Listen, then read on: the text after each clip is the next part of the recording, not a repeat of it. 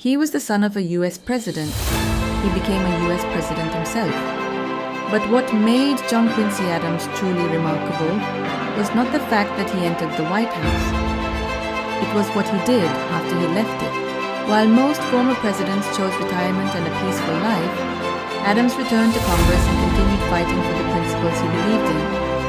He opposed slavery, defended freedom of speech, and devoted himself to public service until his very last breath. On February 24, 1848, at the age of 80, John Quincy Adams suddenly collapsed on the floor of the U.S. House of Representatives while still carrying out his duties.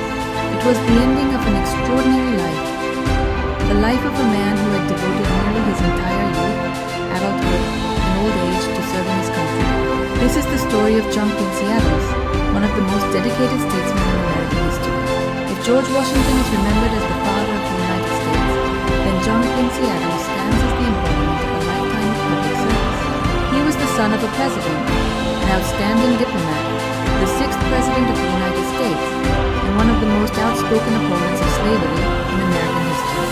Few people know that at just 14 years old, Adams was already participating in diplomatic missions in Europe. He spent nearly 70 years keeping a diary, became the first U.S. president ever to be photographed, and ultimately collapsed on the floor of Congress while still serving his nation at the age of 80. The life of John Quincy Adams is a story of intelligence, integrity, personal tragedy, and unwavering dedication. Few individuals in American history have lived a life as remarkable as his. John Quincy Adams was born on July 11, 1767, in Braintree, Massachusetts. He was the eldest son of John Adams, the second president of the United States, and Abigail Adams, one of the most influential women of the American founding era. From an early age, John Quincy was deeply influenced by his mother. Abigail Adams frequently wrote letters teaching her son about morality, responsibility, and patriotism. She often expressed her hope that he would grow into a man who would be useful to his country. Many historians believe that Abigail played the greatest role in shaping Adams's disciplined, honest, and devoted character. In addition to his mother's influence, John Quincy was profoundly shaped by his father, John Adams. As one of America's greatest founding fathers, John Adams held extremely high expectations for his eldest son. He regularly wrote to John Quincy, urging him to study diligently, live responsibly, and always place the interests of the nation above personal gain. These expectations became both a source of inspiration and a heavy burden. In his diaries, Adams often admitted that he felt compelled to prove himself worthy of his family's reputation. Perhaps for this reason, he became extraordinarily disciplined, constantly criticizing himself and rarely feeling satisfied with his achievements. Adams's childhood unfolded during the turbulent years of the American Revolution. At the age of 8, he witnessed the smoke and flames of the Battle of Bunker Hill from his family's farm.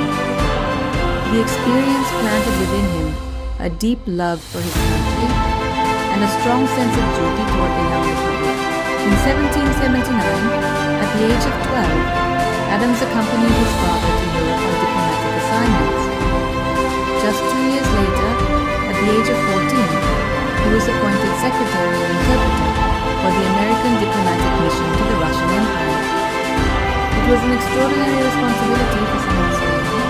Living and studying in countries such as France, the Netherlands, Russia, and England allowed Adams to master several languages at an early age. During his youth, he also traveled extensively across Europe, gaining invaluable knowledge of international politics and laying the foundation for his future diplomatic career.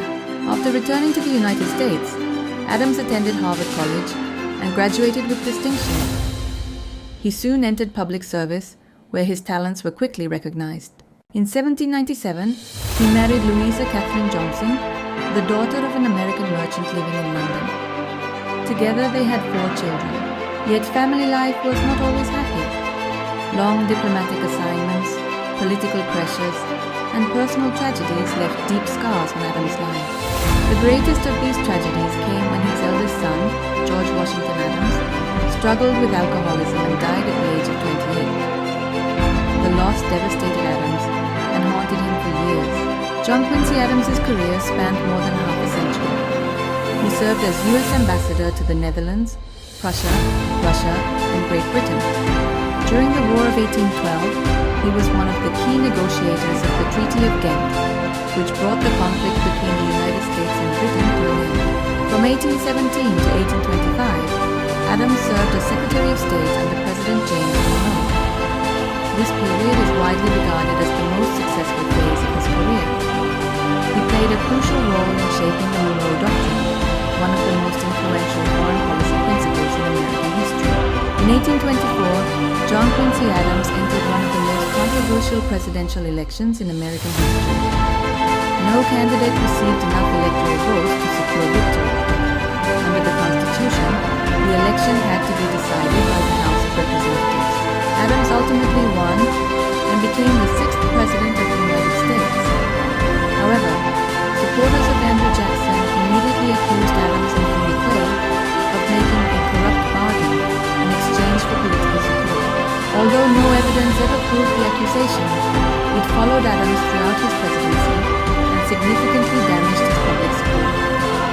As president, Adams promoted the construction of roads and canals, investment in education and science, and the development of national infrastructure. Many of his ideas were considered far ahead of their time.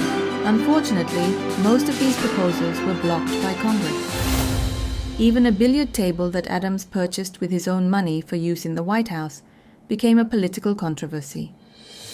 Opponents falsely claimed that taxpayer money had been used for personal luxury. After losing to Andrew Jackson in the election of 1828, Adams left the White House. But instead of retiring, he accomplished something unprecedented in American history. He returned to public office as a member of the U.S. House of Representatives. For the next 17 years, he became one of the strongest voices against slavery. Adams tirelessly defended freedom of speech, the right of petition, and the rights of African Americans. His powerful arguments helped secure their release, and many historians regard the Amistad case as one of the greatest achievements of his life, perhaps even greater than his presidency itself.